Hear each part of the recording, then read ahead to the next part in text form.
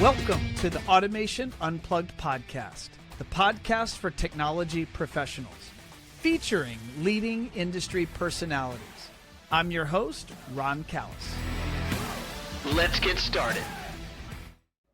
Hi, everyone, and welcome to our next episode of Automation Unplugged, Marketing Experts. I'm your host, Katharine Wheeler, and if you've ever hired someone who looked perfect on paper, but just didn't quite click, this episode is for you. Because while marketing and operations might scale your business, it's people who really shape what the business becomes. Joining me today is Andrew Pino, the Executive Vice President here at Firefly and Amplify People. Andrew has helped shape our company culture, leading hiring and leadership, development initiatives, and he builds teams that truly work together, even in a remote first world. So Andrew, thank you so much for being here. Good to be with you, Kat. I'm looking forward to it. You guys have been having some great episodes. It's fun to be on here with you. Me too. We're very excited to have you on the show today. And before we dive in, I'd like to tell everyone a little bit about yourself, what you do here at Firefly, and maybe just a little bit about what keeps you motivated on the people side of leadership.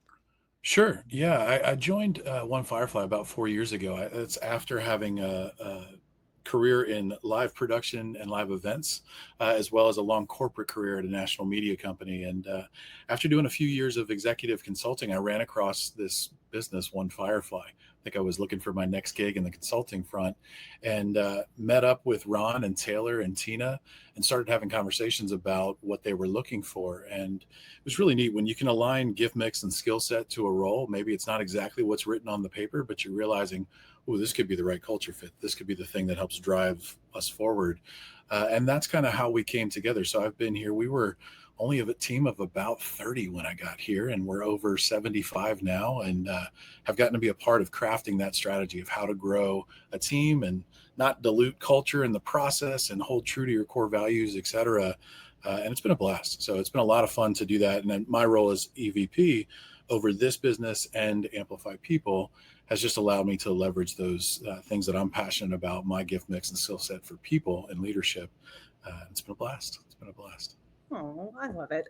You have an interesting background, so we'll dive into that a little as we go too. But let us start with the big picture.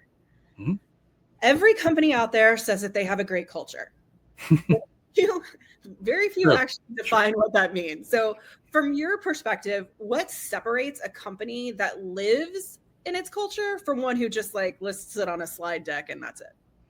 It's a great question. I think you'd be remiss if you're a business owner operator today to not have probably some version of a set of core values or an ethos that you operate from. But so many that become something that lives on a website or maybe on a wall in your office, or in your warehouse space. There's this is who we are. I always think of the episodes of The Office, Michael Scott having the posters on the wall. Yeah. If that's all it is, if it lives on the wall, it dies on the wall. And the truth is, if you can live that out, if you're actually trying to work that into the terminology of who you are, as well as talking about it regularly with your leaders and your team members, I think that's what translates it from being something that's maybe we aspire to, or something that's inspirational in a message, versus a living out sort of, this is who we are, this is how we operate kind of thing.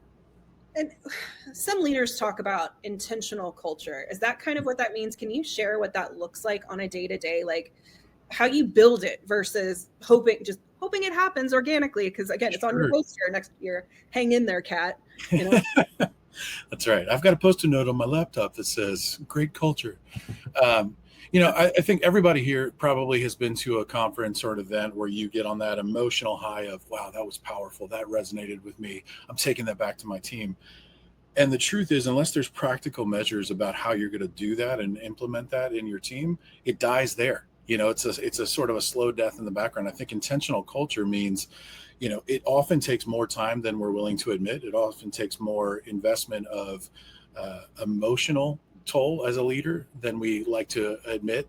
I think you can say all of these things about people first and about culture first, but if you're not modeling that in your time, maybe it's not only your weekly, maybe team meeting, but one-on-ones with your team members, and maybe even some of their more senior team members, it's not going to resonate, because again, it'll just be something that sounds really good, but we're not living it out practically. I know for me, part of what has helped us not dilute the culture of One Firefly and Amplify people is staying consistent to that when we were 30 people as much as when we're 80 people. And like I said, that takes a lot of time. It takes a lot of investment. And a business owner out here might be saying, I don't have the time for that. I would argue you don't have the ability to just write that off. You don't want to just assume, well, I need to focus on this instead. If you will sow into the people in your organization, I promise you the strength of that organization and the tangible metrics like revenue and profit will follow. If you've got right people, right seed, and you're investing in them regularly, and it's a very intentional use of your time and energy, that's how you're going to see that. And not everybody buys that on the front end. A lot of people say, oh, it sounds really nice. And how warm and fuzzy does that sound? I can just tell you from 25 years of leading people, consistently, if you will do that, it brings the results you're trying to achieve. Because I'm as tenacious as the next person. I want to hit our sales goals. I want to hit our growth goals. But I truly believe that as a leader, me investing in those people and them firing on all cylinders and feeling like they're thriving in their career, not just a job, but a career with purpose, that's how we win. And that, I think, because we're kind of talking the big picture here. Sure. The cost of, or the time, or level of investment, whether that's resources or money or people or whatever that is, to keep people, to build a good culture and to really invest in your employees is far less of a cost than what that kind of turnover is, because hiring new people and the investment in that and the time that it takes and training new people. So what I hear is that, plus when people are with you for a long time, they feel valued and want to help your company. Is that this is all what we're talking about in culture? So it's not just about people, it's about growing the business as well. 100%. This is what's that funny quote, sort of, this is chess, not checkers. You're thinking multiple moves ahead as a leader, or you should be. And that includes how you grow and shape careers for others. I think if you're good at your job as a leader, by the way, I want to say that I believe that is a part of a calling, if you will, like just to move up in seniority in an organization. If the only path for that is, okay, you got to lead a team, a lot of lead doers do not make good leaders. And so you need to be crystal clear about when you're creating a path for somebody in their journey. Is that the right person that should be stepping into a leadership seat, or are they just your lead doer? And so make them acknowledge that, value that, compensate that, but speak to skill set and gift mix and what they're actually trying to solve. So many of us have probably seen or heard top seller in an organization, promoted to sales director, and everything falls flat. You lose out on the fact that they're closing as many deals as they were. And quite frankly, they're tired of sort of putting up with people's crap. It's like having to be judged on other people's performance versus their own. That happens so much. I've seen it in so many organizations, even when I was spending my years doing consulting.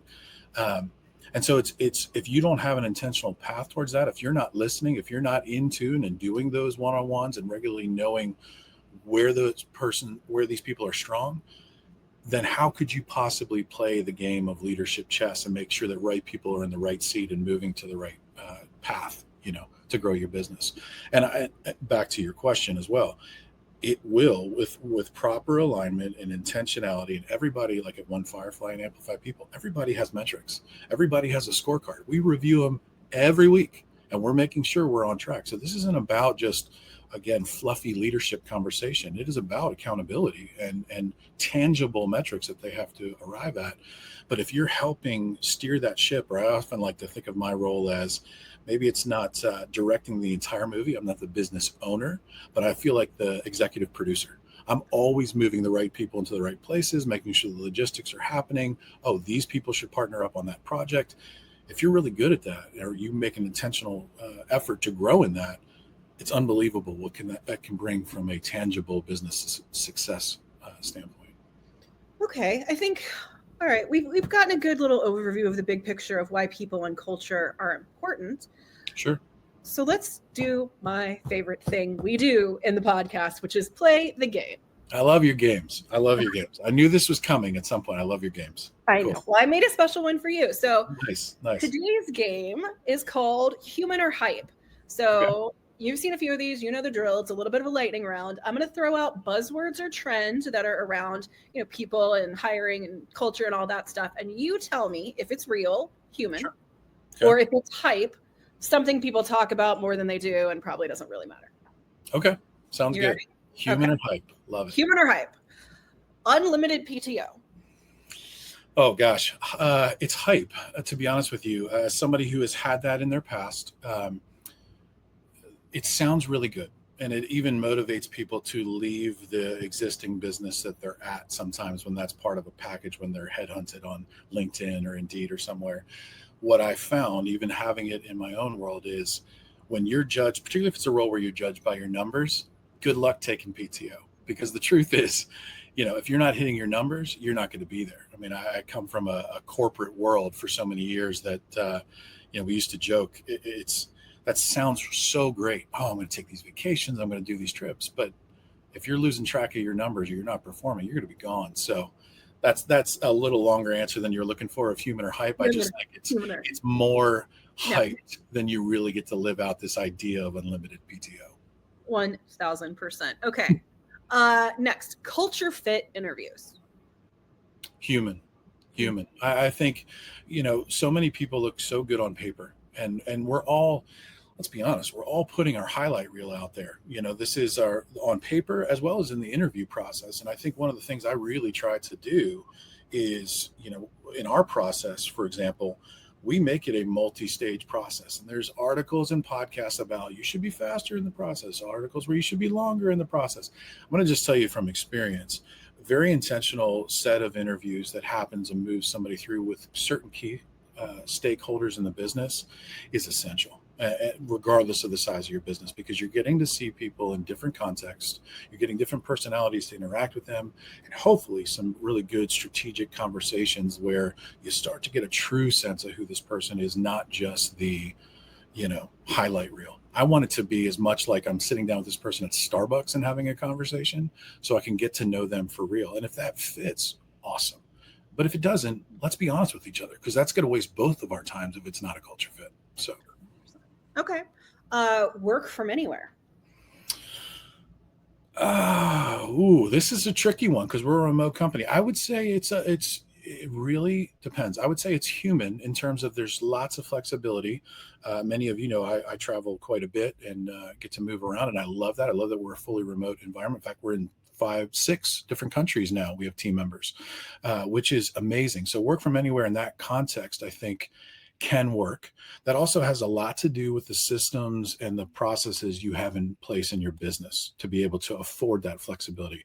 I do believe it's a lot about the outcomes, not how they got there, the amount of time that's taken to do that, because some people are able to do things more quickly. And good Lord, everyone knows in the day of AI, what a tool in our hand to accelerate our abilities. And it's not, I don't believe it has to replace people, but I think it replaces or eliminates, limitations. It really opens the door to more effectiveness and efficiency.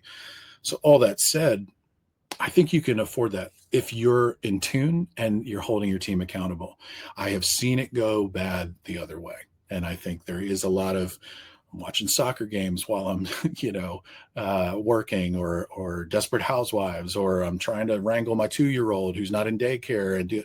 So there are versions of that are way more hype if you're not managing it well. But it is a very human thing today. And look at how something is hard for the world to go through, like COVID, really accelerated the efforts and the platforms even for us to be able to do that effectively. And many realized we don't all have to be in the same office for this to have a great culture and be a highly successful business. So that'd be my response. I'm giving you way longer answers. That's okay.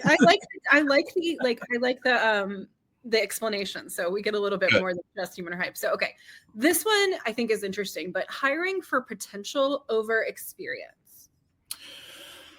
Another good one. And I feel like I keep playing middle ground, and not just because I recognize we have a variety of listeners. I think, again, it's a very human opportunity. If you've built something in your business where you can bring in maybe a less experienced person, newer to their career, and train them up in the way you do business, I think there's a lot of opportunity in that. And I think you can even build loyalty in that person's development over time.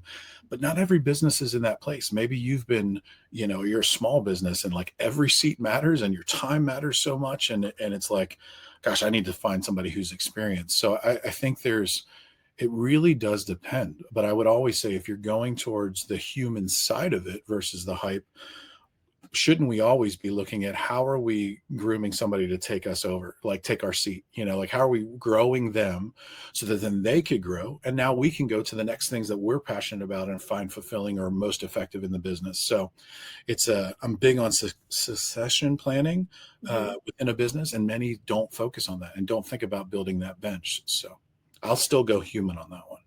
No, I mean, I think you're right. It could go either way, but it really just depends on the role. But sure. Solid context. I appreciate that.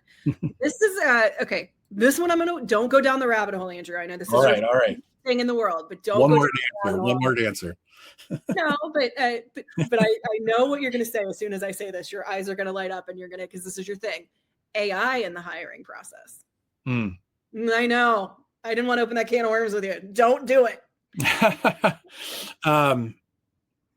Neither. It's neither human nor hype. I think it's. I think that AI is a tool in our hands. And so if it helps you in the sifting process of getting to the right, for example, there are ways to utilize it in helping vet. Let's say you're in a popular area, a lot of job candidates, and there's a lot of resumes coming your way. There are very straightforward ways you could leverage AI to help you sift through what's sort of the junk and what's the stuff you should spend your time reviewing. So it cannot replace you in the process by any stretch of the imagination. But are there things that it can do to help you? And I'll say AI/automations. Are there things that you can do to help you be more effective in that hiring process? Of course there are. Of course there are. Okay. It wasn't too far down the rabbit trail. I just kind of. No, I know that AI is a big, Sure. interest for you, and I was like, oh god, we can talk about that for 45 minutes. That's right. The thing I hate the most: open office layouts. Oh yeah, that's honestly, I've probably seen it be more hype than human. I think there is something to be said about certain even teams within an organization. I think I've been in organizations and even led organizations that had sort of that sales bullpen kind of mentality with the low, cubicles, and everybody was rallying and there was TVs with all the metric up around. I've been in that environment and it had an energy, you know what I mean? It really can work. I also think though, if you're really having folks focus in and be, especially if they're on the phone a lot with clients, et cetera, and trying to have meaningful, not transactional interaction, but relational interaction, there's something to be said about some walls, or some opportunity to be able to talk through. So we kind of get the best of both worlds being a remote environment. It's that we can do these meetings and have groups together, but then obviously we're able to have that one-to-one connection with our clients, with our other teammates, et cetera. So yeah, I'm not, it depends on your business, I guess, but there's probably more hype than human. There's nothing I hate more than having other people listen to me have a phone conversation. It's just weird. It's like, and we're all talking. I can't do it. Can't abide it. Which is isn't that interesting though, without going down the AI rabbit trail, but think about Fathom and these other tools now. Now we're recording most of these calls anyway, but we don't think of it consciously the same way we do if somebody was sitting in a space next to us. So I don't care if you listen to the recording of me talking. I just like when you're there, like listening to me, it's awkward. It is uncomfortable. It's like somebody's just standing there staring at you. I get it. I get it. Okay. Last one for our game today. Mandatory fun Fridays. Oh my God. Hype. Yeah. I mean, it goes back to the core values on the wall. You can't, one, if you hang them on the wall, they die on the wall. And two, you can't force people to have fun or build culture. Like that's not a thing. You can create environments for that. You can certainly offer up team lunches and outings and these other things. But, as soon as you start forcing it, it's just like, I don't mean to relate team members to kids. It's like you do with your own children. It's like they'll make it miserable for you. You can make them go. That doesn't mean they're going to enjoy it. And then maybe it's more extreme in the home than it is in the workplace. But I think you want to create those opportunities. I'm very grateful. Our culture, one of the things we firmly believe in is not only an annual team event where we gather everyone from all 6 of those countries we work in together, but we also afford budget for team members who want to get together or have the opportunity to get together in local areas or pods, or they're traveling or whatever. What a fun way to do that. That's not forced, but yet the company's saying we value it and we'll even put resource behind it. I think that's a great way to maybe go about it versus we're all going to have fun on Friday. This is happening. You know what I mean? Everybody has to have fun. You're all requirement, fun. That's right. Yeah, I think that's hilarious, but we've all seen it happen. Sure. In a lot of companies, probably more than not. Okay, so that was our game. I appreciate you playing with me. Yeah. It's my favorite part. So now we're going to kind of take it in our next section to dive in a little bit deeper to that big picture that we kind of started out. Sure. So let's start out with something that I know is really challenging for a lot of our customers, the hiring process, because getting it right early saves people a lot of pain. So how do you spot somebody who's going to add to your culture, not just fit into it? It's a great question. I think, and I would say it starts before the need is there. One of the things that, and again, if you're a small business, I know that's hard. Sometimes it's just birth out of pain. I've got too many jobs or somebody just left. I've got to hire right now. What I would encourage everyone is when you're not in the pain or in the storm, be crafting your plan for hiring, be crafting what job descriptions look like for roles and what that, so that when you're in the fire, you've already got a plan and you already know how to move forward. Now, there are partners out there that can help you through that process, sure. But I think it's on you as a business owner to be thinking ahead of that. That said, when you're starting the process, I go back to something I mentioned earlier is this isn't a one and done. You might even be in a tough place and desperate for, I need a technician right now. I got to be honest with you, too many times people go through that process and they rush and they get somebody in to do the job and they don't really vet the person well, and it backfires on them and it really can damage. We all know, it can take quite some time to build up trust and reputation as a business, and it can be lost so quickly with the wrong hire and rushing that process. So I'm not saying make it take weeks and months and all that, but I am saying be very thorough. This is a measure twice or 3 times, cut once kind of situation. So. And and I love what you just said there, because plan ahead, right? Like, if you have to hire, you have to hire because you have things you have to do, but maybe that's a 1099 technician who just comes in and helps you for a little while. Or maybe you plan more long-term for the real person to join your business. Like, do it before you need it. Like, know that you're going to plan ahead, strategery, if you will. Strategery. Think ahead and know that your business is growing. Things are coming up. Let's bring somebody in so we have X amount of time to train them before everything goes off the rails. Well, and you're right, because there's certain skill sets that maybe could slip in as a 1099 or otherwise, and there's others that can. And so, maybe it's in office or an office manager or a finance type role. Again, this person's probably going to be with you for a while if you make the right hire. So it's worth taking that time and having a couple key stakeholders, not just you. Always assume that you are going to be schmoozed, for lack of a better word, in an interview, or maybe there could be really complimentary of you or your company, and you're just going to feel so good and blah, blah, blah. Make them have a couple conversations, particularly if you're like the owner, CEO, have them talk to some of your other leaders as part of an interview process. So it's always a little different when you're not in the room. So give that opportunity to happen and just make sure it also fosters buy-in from these other folks. Yeah, I met with so-and-so. They're going to be awesome. I can't wait to have them. Now it's not just on boss decided, CEO decided. Everybody has a sort of a vested interest in the success. So. No, I get you. I think that is important. And this one's interesting to me because I just don't understand how you can do this. So what is your take on interviewing for values? Is that something that can be done objectively, or is it more like a gut feel thing that you kind of develop over time? Not to be middle of the road, I'd say it is a both and. I'm far better at it today at 47 than I was at 27, for sure. Learned, and often so much in leadership, we learn more from our missteps and failures than we do from our successes or our awesome skill set we have. But I will say you can be intentional. Part of the things that we do about that interview process is once they've even been sort of early vetted by a team, and then they have more of a technical, the role, the responsibilities, the KPI type of interview with the direct leader. I do a culture interview with everybody we hire. When I say we've gone from about 30 people to about 75, I've interviewed, done finals with pretty much all of those. And you could say, wow, that's a lot of time invested.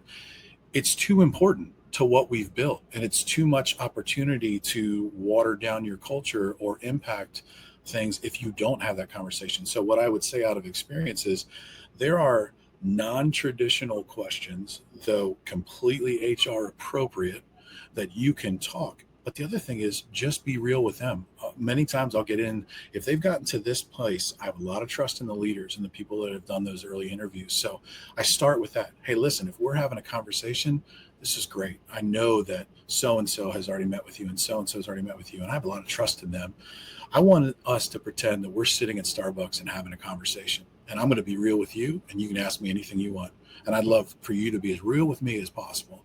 All of a sudden you watch like shoulders come down and the engagement. Sometimes I actually physically see people lean in, and we start to have real questions. And I've had other leaders watch me do it, and they say it's almost like watching a little bit of like a sparring with boxing. Like I'll throw them some jabs that are easy to answer and straightforward, and then I'll hit them with one that is a non-traditional question, but they're comfortable and they're ready to talk. And you'd be blown away at the stuff that people will share. And I so appreciate that. I would much rather have an authentic experience because I always relate to them. I'm trying to make sure for you, this is the right fit, not just for us. You should be chewing on, is this the place for you, as much as I'm trying to decide, are you the right person for this, So I have watched that side of it be so effective in helping us get the right people. And that not even just here at this environment, but in previous places, that I firmly believe it. And I teach it, I preach it. I'm like, I think you can drive towards those true culture questions and a culture assessment.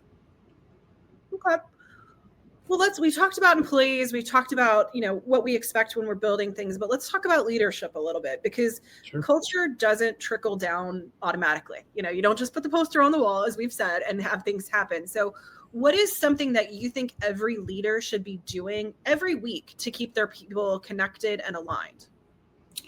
It's a great thing. First of all, it starts with you as a leader. I think so many folks take the authority of a seat, but they're not leaders. They maybe have a title, or they maybe have been promoted to a role. You have to look at leadership as a skill set and a muscle that you're continuing to grow as much as you do if you're a web developer or you're a salesperson or you're a technician. Leadership is another facet that has to continue to grow, or it atrophies, or it doesn't have any development that's actually benefiting you or the team following you. So I strongly believe in that. That is a firm leg of the stool, if you will, of the four legs of a stool of your role, is to keep developing and growing regularly. As far as your team, listen, you can't if you just hold a seat and an authority, you're not leading. You're not helping them grow. You're not doing any like that. So to just be a title on an org chart means nothing. You have to be regularly meeting with them, and you have to be holding them accountable. Because here's the thing, it's not, John Maxwell talks about clarity. I think that there's a lot of folks who just say, I want to be hands off. I don't want to micromanage people. But then they're really like just an absentee person, and the team struggles and doesn't know what to do at different times. On the other hand, there's people who are just so involved, they're not building trust with their team members to allow them opportunities to fail forward and to actually have missteps. So the only way to lead effectively, and back to the root of your question, is that regular weekly meeting with those key stakeholders, and regular, if not weekly, at least bi-weekly one-on-ones with those key stakeholders.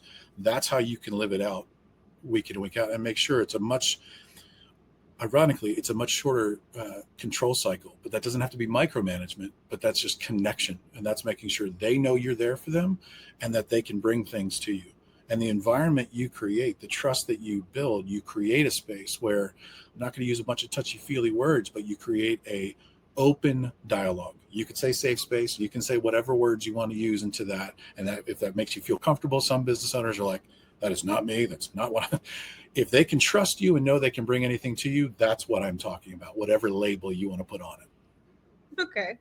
And finally, Andrew, you have a lot of experience here. So I want to know, what's the one thing you've learned the hard way about building teams and culture? You're going to get it wrong. Okay. You're going to get it wrong. No matter how much time, energy, experience, there's still going to be those curveballs that hit you, and they're going to hurt. And if you're invested, it can be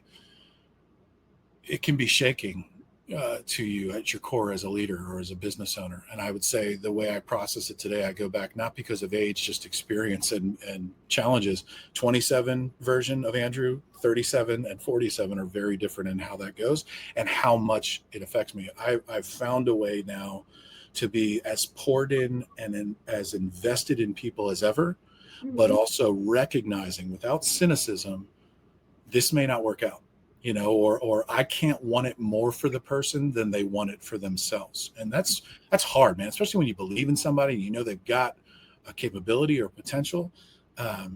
So that would be my biggest thing. I really hung up so much of my identity in leadership in younger years that when those moments would happen, or maybe some good opportunity came it was the right thing for that person, or they decided it was the right thing for them, I just get so crushed. It's like all the time we invested, all the things but I just recognize over time that's going to happen. That's part of it. I want to be a good steward of what I've been entrusted with and the people that I've been entrusted with for the time that I have them.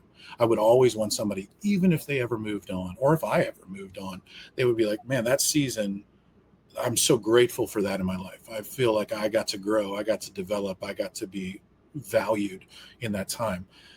More often than not, what I've also found, though, Kat, is that is what keeps people at businesses. We've all seen that meme on LinkedIn. People don't leave jobs, they leave bad managers or bad leaders. And that's the truth, because more often than not, it's like, if I have a great working relationship, I'll tend to want to break down walls for that person. I'll want to go and just drive forward. You don't have to tell me to put the extra effort. I want to, because I'm bought in, I'm there. Versus if it's somebody who's not trusting me or second guessing me or micromanaging me, it's sort of like there's probably some greener pastures elsewhere. You know what I mean? So yeah. Andrew, thank you for this. Thank you for this today. This is a great conversation, and I think a lot of people out there listening are starting to realize that culture isn't just a perk. It's not just something that happens organically. You have to work at it, and it's practice that gets you there, right? Absolutely. So for anybody that wants to connect with you or follow your work, where can they find you? LinkedIn. Find me on LinkedIn. Very straightforward. No funky little, apostrophes or tildes or anything else in my name. Just Andrew Pino on LinkedIn. You can search me and find me. I'd love to connect. Well, perfect. Thank you, Andrew, for your time today. And I hope everyone enjoyed this episode. Remember, great marketing brings people to your brand, and great culture keeps them believing it. So thank you, everybody, and we will see you next time.